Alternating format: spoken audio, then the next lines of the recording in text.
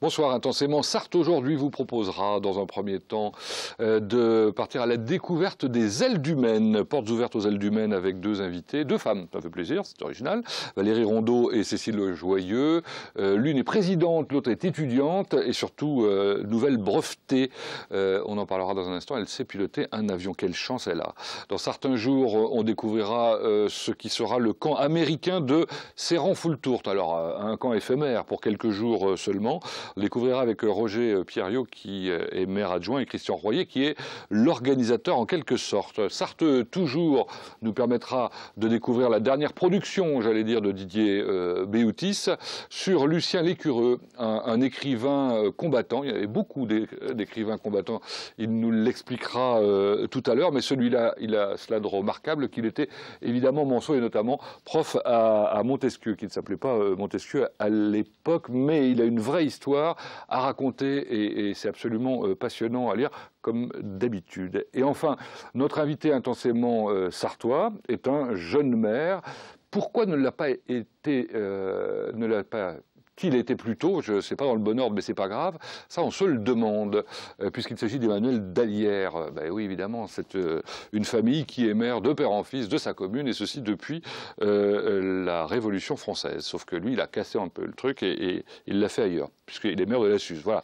Enfin, il viendra avec Delphine Delahaye, la nouvelle conseillère départementale de son canton.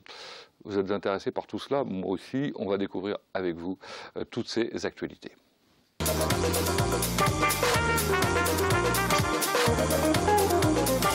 Porte ouverte aux ailes du Maine, Valérie Rondeau, bonsoir. Bonsoir Pascal. Vous êtes la présidente de cette association depuis combien de temps? Depuis 2008. Vous êtes vous-même pilote? Oui, oui. J'imagine depuis combien de temps? Depuis 2006. Ah d'accord, vous êtes une jeune pilote alors? Oui, je suis venue sur le tard. Ouais.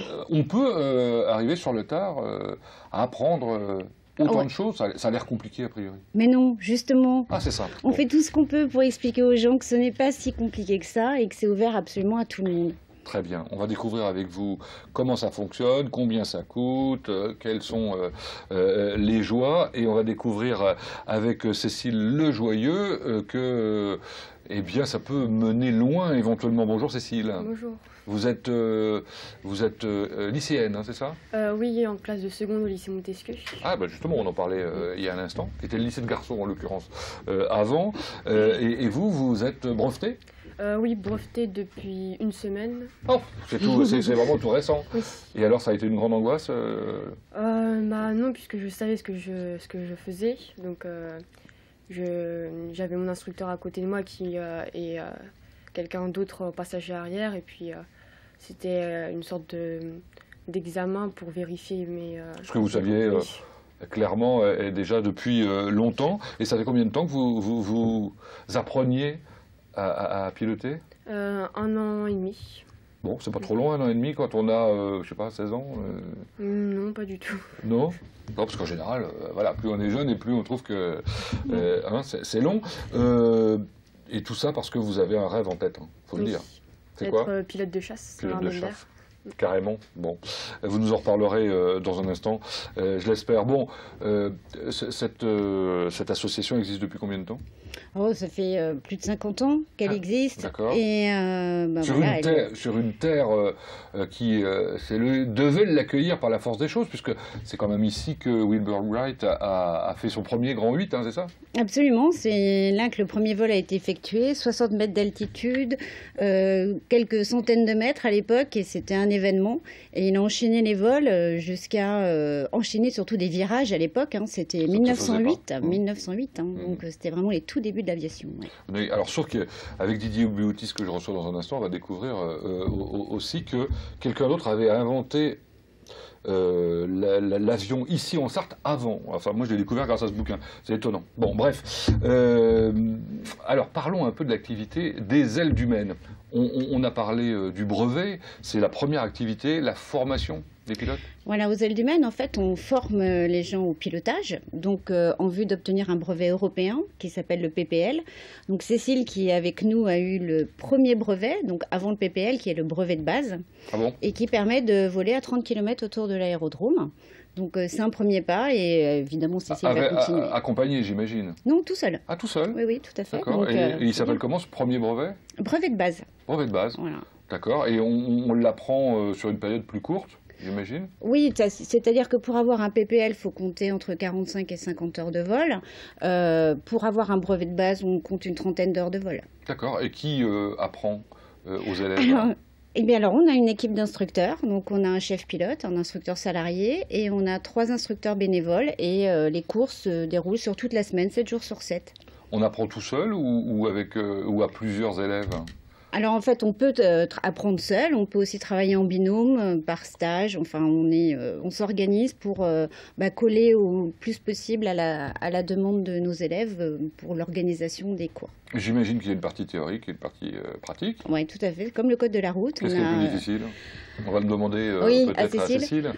Plutôt le théorique, parce qu'en pratique, c'est des choses où on va voler, donc forcément c'est beaucoup plus intéressant.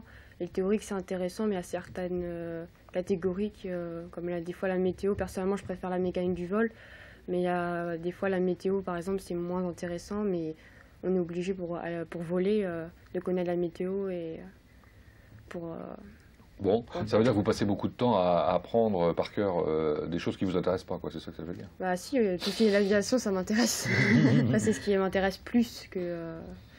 ce qui m'intéresse plus par rapport à ce qui m'intéresse, en fait, Bon, pendant qu'on se parle, voilà, on va voir quelques images de l'aéroport du Mans, carrément. On ne dit pas aérodrome. Oui, oui, tout à fait. C'est un aéroport parce qu'il y a du trafic commercial, un petit peu. C'est ce qui fait la différence entre un aérodrome et un aéroport, alors. Oui, c'est ça. D'accord. Alors là, il y a des bâtiments, mais qui n'ont pas à voir particulièrement avec les ailes du Maine. Les ailes du Maine... Si, justement, notre aéroclub, il est tout à fait à gauche, là. Oui. D'accord, d'accord. L'aéroclub, c'est composé de locaux administratifs. Voilà, on a des salles pilotes, on a un clubhouse, et puis on a les hangars que vous voyez à l'écran où sont parqués les avions. Bon. Ces avions, dont certains sont des avions écoles, c'est ça? Voilà, on a 7 avions au total, 3 avions écoles biplaces, un tout neuf, celui qu'on voit là actuellement d'ailleurs, qu'on a acquis l'année dernière. Donc c'est un avion tout à fait moderne, de construction française, c'est quand même bien souligné, et qui a été cofinancé par tous nos partenaires, donc la ville du Mans, le conseil régional, le conseil général, et puis départemental maintenant. Départemental, ouais, c'est pour ça que j'ai hésité en fait, et puis des partenaires privés. Et c'est un avion qui plaît beaucoup parce qu'il a une avionique tout à fait, enfin une instrumentation tout à fait moderne. Donc ça permet à nos jeunes comme Cécile qui ambitionnent des carrières professionnelles, eh bien d'être dans un environnement déjà adapté à ce qu'elles vont rencontrer dans le futur, ça professionnellement. Ça permet de piloter sans rien voir par exemple, en situation de brouillard ou des choses comme ça? Alors en fait nous, aux Ailes du Maine, on forme au vol à vue. Voilà. D'accord. On ne forme pas aux instruments, on est un aéroclub qui forme au brevet de pilote privé. Donc c'est voler... Avion de tourisme. Voilà, avion de tourisme. Et, dans toute l'Europe, vous avez dit. Hein. Voilà, toute l'Europe, oui. Bon. Et alors le dernier, vous l'avez essayé? Oui, je vole dessus depuis un an, depuis qu'il est arrivé. Ah d'accord, vous avez profité alors. Donc c'est sur celui-là que j'ai passé mon brevet de base et que je continue à voler. C'est plus facile que sur les deux autres? Non, parce qu'il est très fin, donc dès qu'on n'a pas la bonne vitesse... ou qu'on va trop vite, ou qu'on n'a pas les bons paramètres, il peine un peu, il plane souvent pour atterrir. Donc, oui, difficile. Oui. Et plus difficile que les Cessna que tout le monde connaît. Enfin, ce sont des avions qui datent d'une quarantaine d'années, qu'on trouve toujours en aéroclub parce que c'est des avions très fidèles, très simples. Et... Alors, comme pour les avions de ligne, j'imagine qu'on doit prendre de multiples précautions pour assurer une sécurité maximum, donc il doit être démonté régulièrement. Ah oui, oui, on a une maintenance très régulière, évidemment. Nos avions doivent assurer une parfaite sécurité à nos pilotes, hein, c'est-à-dire qu'on ne doit pas avoir le moindre problème mécanique. On y veille de très très près, tout ça étant très réglementé, donc oui, ça c'est une certitude, oui. Bon, alors maintenant racontez-nous et faites-nous un peu rêver. Tout le monde peut un jour devenir pilote d'avion? Absolument. Et ça, on tient vraiment à véhiculer eh bien et surtout à faire taire cette légende qui serait que l'aviation serait réservée à une certaine élite et financière et intellectuelle. C'est absolument faux. Justement, aux Ailes du Maine, on s'attache à avoir une gamme d'avions qui permettent à tous les budgets de pouvoir venir voler chez nous. Hein, le premier avion est à 100 € de l'heure. Il faut savoir qu'en une heure, on va à La Baule, par exemple, ou on va à Granville. Ah bon? Donc voilà, on peut tout de suite se faire. Alors, enfin, voilà, tout à fait. Donc on peut se faire plaisir très très vite avec des budgets raisonnables. Et alors quand on loue un avion oui. pour une heure, donc aller, il faut louer pour une heure, revenir, ça c'est sûr. Tout à fait. Mais on ne paye que l'heure de vol, on ne paye pas. Voilà, on ne paye pas le stationnement, on paye le temps que le moteur est en route en fait. D'accord. Donc voilà, donc c'est tout à fait abordable budgétairement. Bah, si on est 4, effectivement, ça reste voilà, raisonnable. On partage et c'est effectivement tout à fait raisonnable. De manière, la même manière, quand on dit que c'est réservé à une élite qui serait très axée sur les maths, etc. Moi, je suis une littéraire pure et ça ne m'a pas empêché de passer tous mes brevets. Donc, tout ça, c'est encore faux. Alors, c'est vrai qu'il y a un petit bouquin. Le théorique ne vous a pas rebuté? Mais non, pas du tout, parce que c'est fait de telle manière que c'est accessible. Qu'est-ce qui vous a motivé, vous, à devenir pilote? Moi, c'est un rêve. Depuis que je suis petite, je voulais être astronaute, moi, donc. Ah oui, carrément. Oui, alors, oui, donc, j'ai renoncé. De toute façon, j'étais pas bonne en maths, donc c'était pas possible.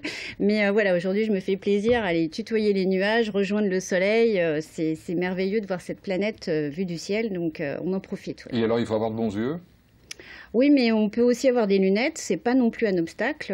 Donc à partir du moment où on est corrigé, on peut parfaitement piloter, il n'y a pas de souci. Donc vous avez dit tous âges, tout milieu professionnel. Ah oui, au club, c'est vraiment aujourd'hui, dans le clubhouse, si on va faire un petit tour boire un café, on va avoir plein de gens différents. Ah oui, tout à fait différents. On a tous les milieux socio-professionnels qui sont représentés à l'aéroclub.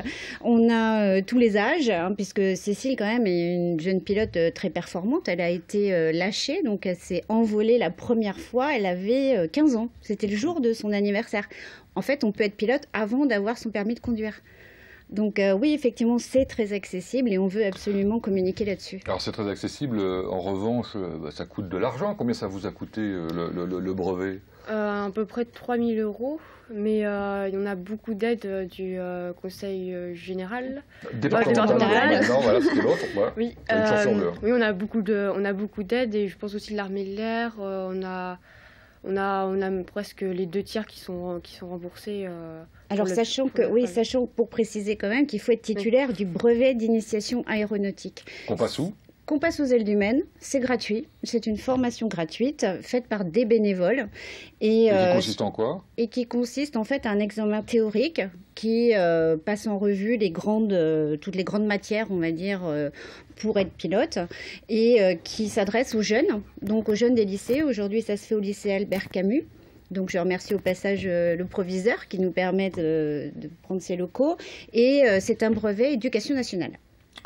C'est quoi l'adhésion à l'association? Alors, le montant d'adhésion, c'est 160 € à l'année. Et ensuite, on paye en fonction de ses heures de vol. Voilà, donc vous dites que ce n'est pas plus cher que certains autres sports. Absolument. C'est un sport ou pas? C'est un sport. On est une association sportive. Il y a des compétitions, donc? Et il y a des compétitions de sport aérien. D'ailleurs, le week-end dernier, j'en ai fait une, que j'ai gagnée d'ailleurs. Félicitations, c'était où? C'était à Laval. Très bien. Oui, il y a des aérodromes un peu partout. Oui, alors, la France est le pays européen de l'aviation. Il y a des terrains absolument partout, des terrains en herbe, dans des coins perdus, magnifiques. La Dordogne, le Massif central, c'est merveilleux. Mais la France est magnifique vue du ciel. Donc dès que vous avez un moment, vous sautez dans un avion et vous allez vous promener, c'est ça? Oui, c'est ça. C'est ça. Bon. Qu'est-ce qui vous a donné envie d'apprendre à piloter? D'abord, je me suis intéressée à l'armée, en fait, plus particulièrement vers le CM2, on va dire. Et après, j'ai vraiment été... Au début, je me disais, pilote de chasse, c'est pas possible, c'est trop compliqué.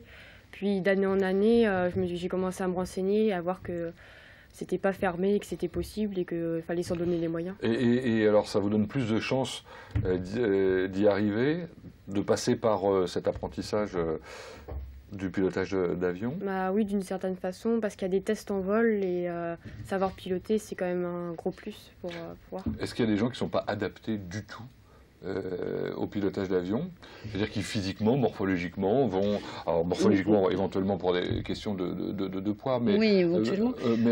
Non, je sais pas, des gens qui auraient des hauts le cœur systématiquement comme on a le mal de mer ou... Oui, alors non, en fait, on n'a jamais le vertige en avion. Ah bon? Alors ça aussi, c'est quelque chose Ah bon? d'important à dire, parce qu'en fait, on a le vertige en haut d'une échelle ou en haut d'un immeuble, parce qu'on est rattaché à la Terre. Mais en avion, on n'a pas du tout cette notion-là, puisqu'en fait, on évolue dans un autre élément, donc il n'y a pas de sensation de vertige. Bon, donc c'est ouvert à tout le monde, vous Voilà. êtes les bienvenus, au moment notamment de la fête. La Ouais. grande fête en biennale, hein. Enfin, Oui, tous les c'est 2 ça, ans. tous les 2 ans. Ouais. Ouais. Alors, on organise justement une grande fête et on essaie de promouvoir nos activités avec toutes les activités de la plateforme, du Mans d'ailleurs, hein, parce qu'il y a nous, les avions, mais il y a aussi les planeurs, il y a les ULM, il y a l'aéromodélisme, on a aussi les hélicos, on a les parachutes. Bon, voilà, on a beaucoup d'activités aériennes et on fait une grande fête ouverte à tous, gratuite, et on essaie de faire venir des magnifiques machines. Pour terminer, vous avez évoqué les ULM, ça veut dire qu'on peut aussi faire l'ULM chez vous aux Alors ULM? non, c'est pas chez Non, nous, c'est à côté, hein. l'ULM, nous, Ouais, nous sommes d'accord. avions. On est bien d'accord. On ne mélange pas torchon et serviette. Voilà. Ah non, non, c'est pas ça non plus. Hein. Non, non.